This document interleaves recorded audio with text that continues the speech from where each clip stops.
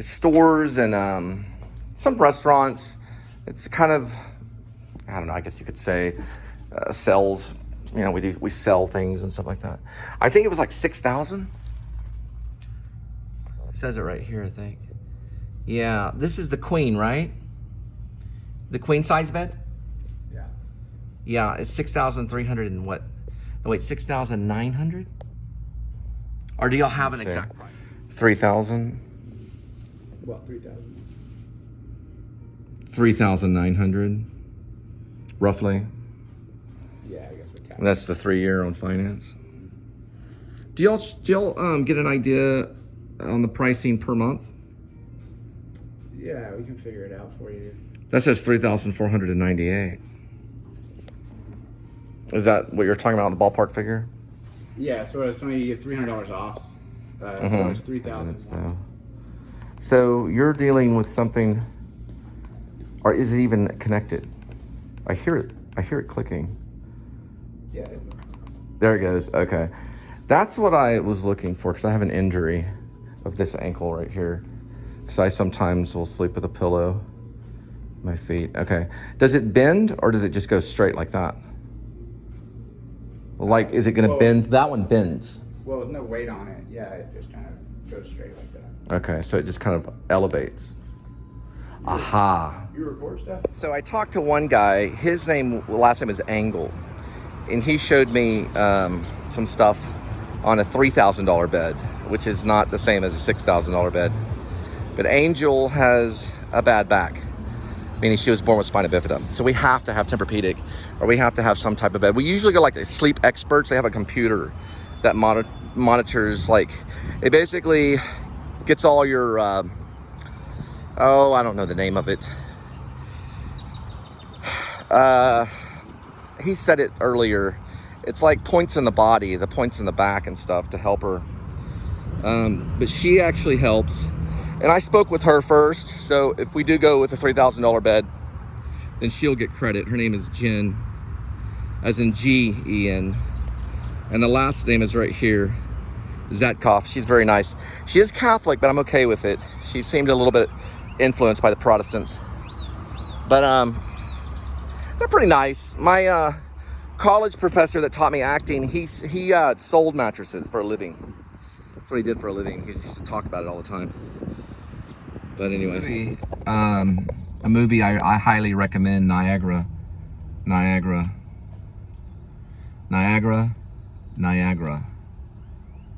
It's a movie about a lady that has Tourette's syndrome. They have to run from the authorities because Tourette's is an emotional thing. A lot of people confuse it with drunkenness or drug behavior, and it's different. And a lot of times they treat it with alcohol or drugs. They try to control their Tourette's syndrome. I believe the guy that's in it is the same actor that's in E.T., Henry Thomas. I looked up the name of the actress before. She's in The Craft. She played a witch in The Craft. I'll look her up again. Niagara was done in 1997. Rob Tooney is in it, or Robin Tooney, and Henry Thomas. Gosse is the director, or Gosse, and then Matthew Weiss is the writer. It's about legalism, but it's also about Tourette's syndrome and them running from the authorities, running for their lives so they can live because they wanted to live. Or they want to live. I think it ends violently. But they make it to Niagara, the place where you go for your honeymoon. Or you want to go. The place where you want to go for your honeymoon. For your honeymoon. I know how important it is that it sounds right, Catholic. Honeymoon. How important it is to you. Almost as important as the Jews to you. The people that you look up to. I'm just being honest. We should look up to all people in all nations, wherever they're from.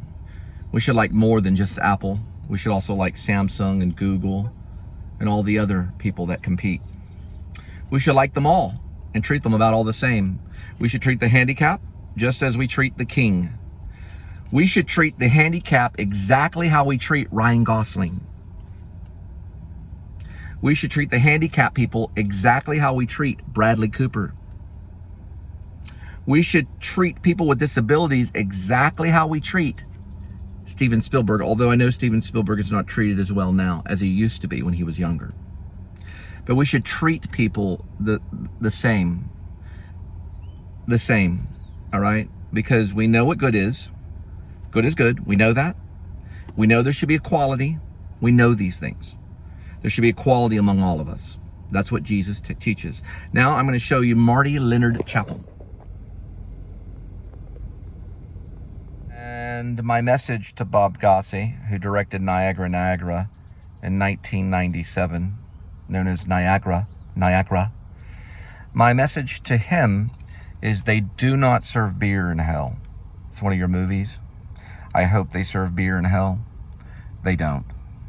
There's no ice water there either. Not that I know of. There's not even water.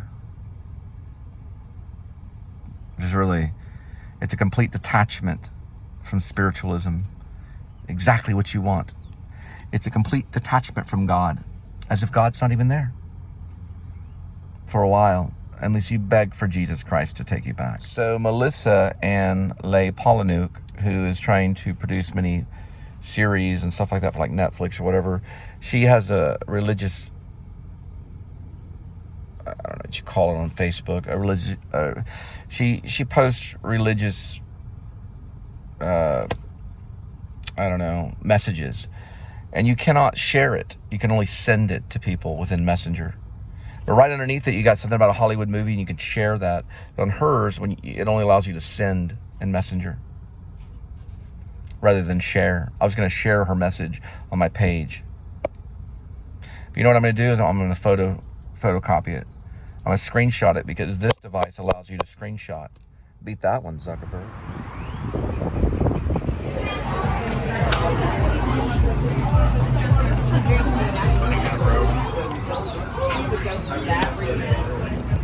All right, we'll be there at 6:03, 4-minute drive, be 0.5 miles. Any comments or whatever, if Jennifer Quarles is brave enough, then she can leave a comment about chanting free love.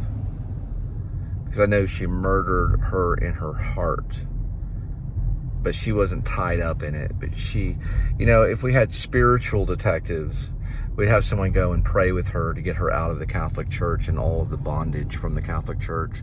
Because I know she's in bondage. Because the Catholic Church puts you in bondage. That's why I don't trust the Catholic Church. So if she wants to make a comment, please do. It'll go to my email and I'll be able to contact you. I have no problem ministering to you and helping you, your eyes widen so that you can see the Protestant way. So you can see the right way and be a light rather than darkness to others. And I don't want you to go to hell. Right, here it is. It's these guys right here.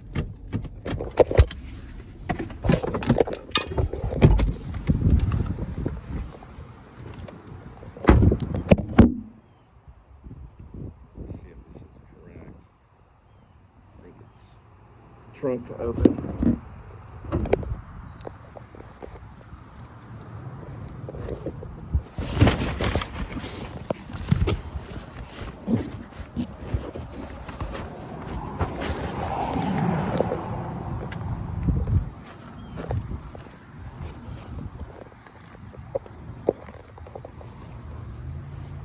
It's kind of a steep hill.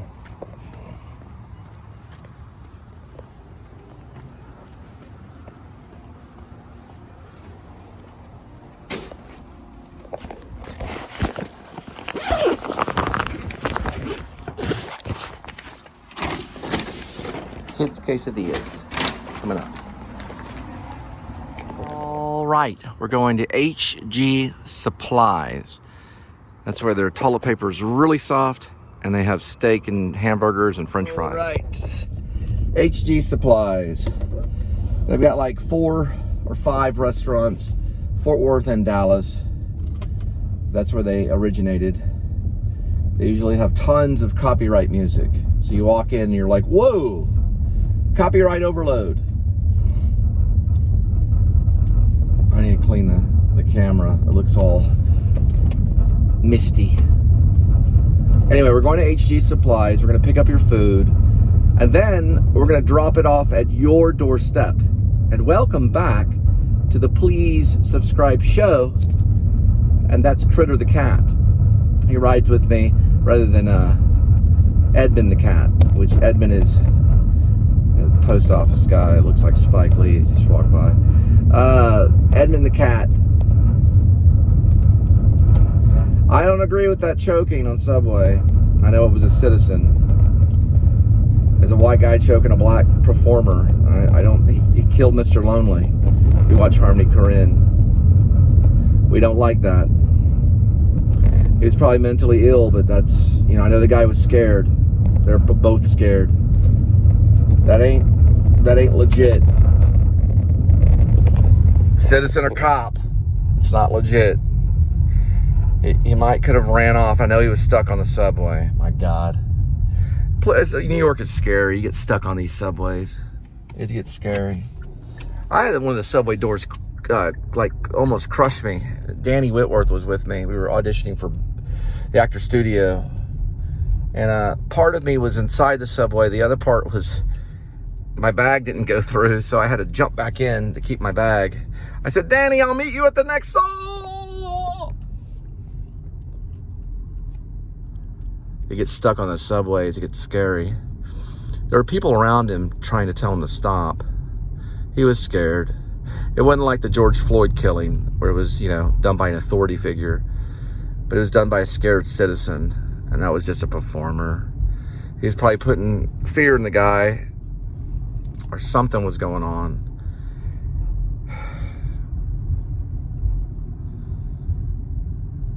It's deadly. It's deadly theater. It's not good. We don't agree with it. The New Liberty Party doesn't like that. We don't want people choking other nations for any reason. If there's any way that you can get out of it, any way at all, run the other direction. Jiu-jitsu teaches self-defense, but it also teaches you to break free and run away. If they got you cornered, I understand. The subway is cornered, but I don't know much about the subways. I didn't use them that much when I was in New York. I stayed above ground on the sidewalk. I jogged around.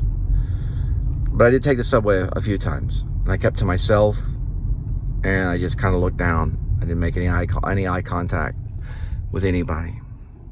We don't know what happened. We got to investigate it, see if we can get more footage to find out exactly what happened, because that was a performer. He did he impersonate Michael Jackson, just like Mr. Lonely and Harmony Korine's. You guys see Harmony Korine's Mr. Lonely. Those guys have agents sometimes. We don't agree with it. We don't agree with killing clowns on the subway, regardless of their nation. I know a lot of people they got mixed opinions. What could he have possibly done? That didn't show strength. And if you're all white power, it doesn't show strength in your white powerness or whatever it is that you are. I know there's Black Panther. I know there's white power. I know there's Nazi. I know there's Jew. I know there's all of it. There's all the nations, but it doesn't show their power. It shows their weakness, because he was scared when he did it. We're going to go to HG Supplies.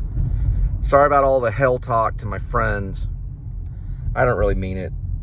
The Catholic are there to kind of confuse the Protestants, and the Protestants are there to confuse the Catholic. That's the Christ Church there. I know Jennifer's probably a good person. I saw her on a YouTube post, her big old earrings hanging down, swinging on her earlobes. I would remove those earrings. They're going to pull on your earlobes and make your earlobes like too long. She was a beautiful high school sweetheart of mine that was Catholic. She'd take me to the Catholic Church. I never went to confession. Not once. I confessed my sins to the Lord. I met other Catholics that said the same. I met in the bank. There were Catholics in the bank. They'd say, yes, but I confess my sins to the Lord. They mean Jesus Christ. Not Mary. They mean Jesus Christ when they say Lord. He's the commander-in-chief of all. He doesn't support that Subway blues. We don't like that. I'm a Spike Lee fan, and I know I'm from the South. I know I'm Baptist. I know I'm Southern Baptist, but we don't like that. We're trying to bring in more nations to our church so that they represent a multicultural celebration. And we don't do it that way. We want to baptize, we don't want to choke. Two things. We baptize and heal. That's our command by our commander, Jesus Christ. We are to baptize or heal, regardless if you're sane or crazy. You're still to baptize and heal, not to choke. Got to go to West Bend to go to HG Supplies. Now, I was there, 25th hour. They were filming it. Philip Seymour Hoffman was alive. Anna Paquin. We were at the Riverview Hotel. They changed the name to it because they remodeled. Right alongside that big river. Hudson or East? I wish I knew. It's basically right there at Hell's Kitchen. I stayed there for 2 or 3 nights. $40 a night. And Spike Lee was there filming 25th Hour. There was a bunch of drug paraphernalia. It may have been for the movie, but it was like little baggies on the ground. Like, you know, those little crack baggy things. I don't know why there was so many, but they're all empty though. It was like someone threw them on the ground for something. Probably brought it to the set and dropped it. Who knows? I've heard rumors about Spike. I don't know for sure. It's not good. It's not good. It's better to use sense memory. But why they would do it? Because it was a club thing, you know? That whole scene was a club thing. The Riverview. It was used for 12... Angry Itch is what they called it. Why did I want to say 12? Is it 12-year inch? Angry Itch. It was Hedwig, whatever. Hedwig and the Angry Itch. 12-year Angry Itch or something. We were going to use a parking garage just like this for a remake of Cask of the Amontillado. We were doing it at Pascal. I was doing it on my own. We with skaters. We were going to go to this, it was an elevator. And we were going to use the elevator, and the guy was going to get trapped underneath the elevator. I don't know how we were going to do it, but we'd have to use something. They're all the way from Nevada. Yeah, 25th Hour. It's kind of a story of me. I left New York, and I ran to the South. But I was an actor student. The stage, the drug, the stage. I left the drug, the stage, the drug. And I ran south to Euless, Texas to start at 7-Eleven to sell MedRx bars and milk and cookies. No one ever bought those MedRx bars at my 7-Eleven down south in Euless. I bought them up in New York so I could have the perfect body. So I'd jog around all day long for the perfect body so that I might have a chance at an agent. I only had chances at managers in Hollywood. The managers, I had 2 or 3 managers that took me on as management.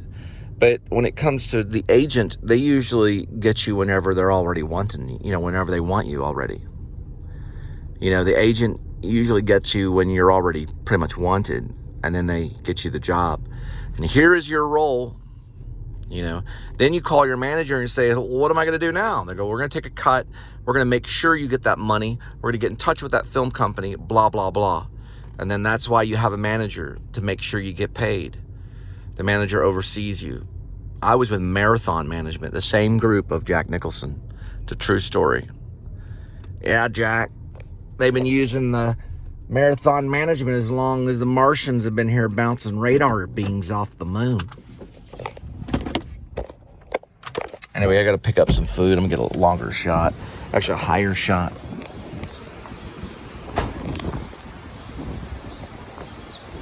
Got all Hitchcock right there. It's fishing. Oh, Country Boy. Here they are, the TCU people. All through there. Yeah, I heard what you said, Spike. I can read your mind. Gotta make a payment. We'll investigate. We'll make sure everything's legit in Disney. Drugs are bad. Bad, bad, bad. We don't like them. We gonna like them at all. We're on the 4th. Right below the 5th. Which is what you'll be in Congress. 5th Amendment. Well, thank you very much. Appreciate that. The 5th Amendment. We got it cut for copy. Power. You think you control everything, don't you? Until Google came in, the big text went, whoops. You don't own the studio anymore. Now it's owned by people. Don't turn that. I was there. 25th hour. A guy named Edward Norton, who worked with Richard Gere, he was getting coffee outside the New School University. Wasn't he? Kind of snooping around. Where this guy's gonna turn us in? Love brings together you and me. What would you do? What would you do? What would you do? I know what Jesus did.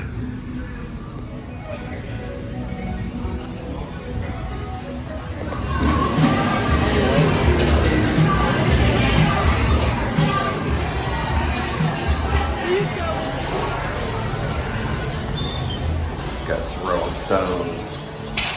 Score. So we got copyright from HG, which goes to New York. New York's 990 whatever miles, under 1,000. It's under 1,000 miles from this location. And we got copyright from whoever this is. We'll try. I don't know. I don't recognize this stuff. Ascension. And then right at Macy's, craft, coffee, wine, food. Yeah, you got more speakers over here, right at Ascension. And then Market by Macy's. Created by the boomers to prevent you from making anything. They'll die off, and then the money will roll in. They won't need the money anymore when they're dead. When the boomers die. See, when the boomers die, they won't need their money. But you know, they're gonna be like, well, would you take this piano? No, we don't want your piano. I mean, I might take their piano. My dad gives me the Martin. He's got a $3,000 Martin guitar.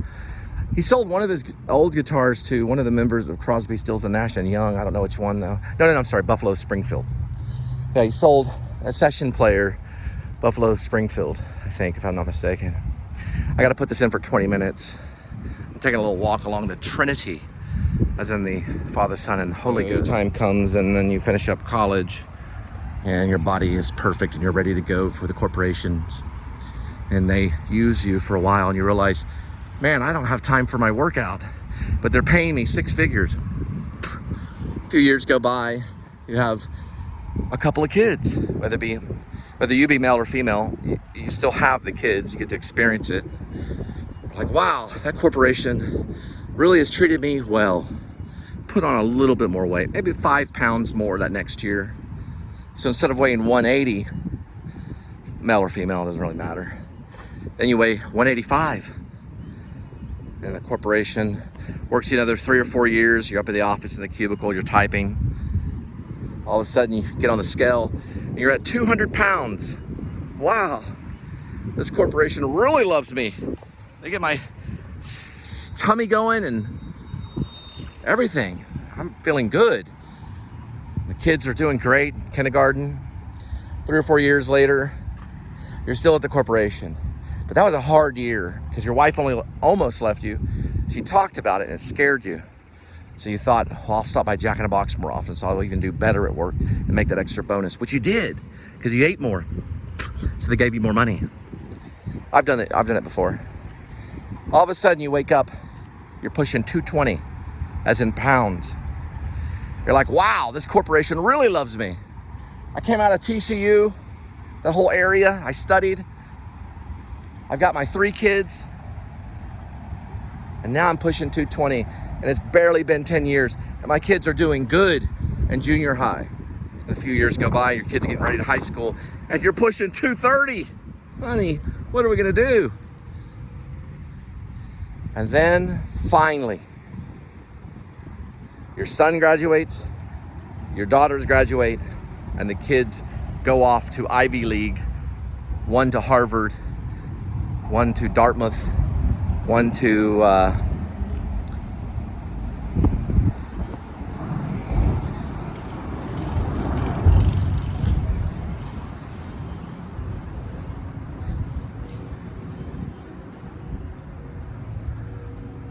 NYU, and then she moves to Cambridge, and then finally to Yale. She goes to Yale to get her journalism. I was thinking of another one that started with an M. A professor of mine went there, so I couldn't think of it. She was the one that tried to talk me out of acting. He knows the show. It's part of the Men Too movement. It's one of my snipers. He overwatches. I was gonna say melancholy, but it's not a college. Carnegie Mellon. You get the idea. Carnegie Mellon. Yeah. Anyway, the kids get into college, and there you are alone with wifey poo in a big house. You're making $250,000 a year, and now you're pushing $250,000. Wow. I watched The Whale and everything. One day you come home and she's gone. And you think, man, she would have probably have killed me. So you start eating salads. It all starts in March, April, probably about May. And you're like, wow, I feel very lightheaded. So by the time you get to June, you really starve it off. You do sit-ups, you do push-ups, you walk extra hard, you do these long jogs and hikes throughout the day, and you make it to June at 200 pounds. You lose 50 of it. And almost a little over a month, right before July, you realize it's 50 pounds off, and you're at 200 pounds. Then by the time July comes and you're at the end of July, you're at 190 or 185. It's pretty good. Then August comes along and you're going back to the 170. And something happens because throughout all that struggle, you start your own YouTube show. Yeah, you decide to start your own YouTube show. And you go along in the mall or in certain areas and you meet somebody that you want to subscribe. And she goes, well, I do a YouTube show too. Really? Yeah, I do my own YouTube show. Can I get your number? And she gives you the number, you plan a date, and you show up with 170 pounds of all of you, and all that education, everything that you've been through. And you sit down, and that woman looks right at you and says, that's my husband. But what happened to the wife? The first one. That's what's going on in our country right now. Our families are divided because of the government. It's hard to keep a family right now because of social media and things. It takes your time because you have to try to find a way to make money doing it. Because I'm an actor and that's what I have to do. But she understands. She gives it a try and you'll have a beautiful first year. You make it to Hawaii. You finally make it to Walt Disney World, and Adam's no longer doing it at that point. Adam the Woo, Daily Woo, he's no longer around at that point. You walk into Walt Disney World, and she tells you, I have to tell you a secret. And I lean over to listen to my wife tell me that she's pregnant. That would be a fourth child coming along, because I already have 3. And I go, wow, you're kidding me. And we're about to walk into Walt Disney World. Maybe we shouldn't ride the big rides. Say I'll ride the small rides that are, you know, gentle. And you go through the whole thing again. And you realize that day that God is beyond the Trinity. He's pure love. Because I really do have 3 children. David, Elizabeth, and Gwendolyn. And I want more. I don't know why. God showed me how beautiful it is to go through the whole 9 months and to have children. He showed me how beautiful that is, and it's far more beautiful than theater. It's far more beautiful than vlogging. It's far more beautiful than Walt Disney World and Adam the Woo and Daphne. It's far more beautiful than anything that you would ever believe. It's beautiful, but it requires responsibility, and it's money. And if you don't have the money, you're gonna beg for it or ask for it from somebody so that you can protect your family, because if she leaves you, she'll take the kids. And you'll have to start all over again, which is a beautiful journey of Pilgrim's Progress. Exactly what John Bunyan was writing about. Exactly. Excuse my William Shatner. Well, that would be the other guy. But he did it sometimes. All right, I gotta go pick up HG Supply. William Shatner did that a few times. It's hard to do, but we know what it means. The train's back that way. I have to be mean to these people.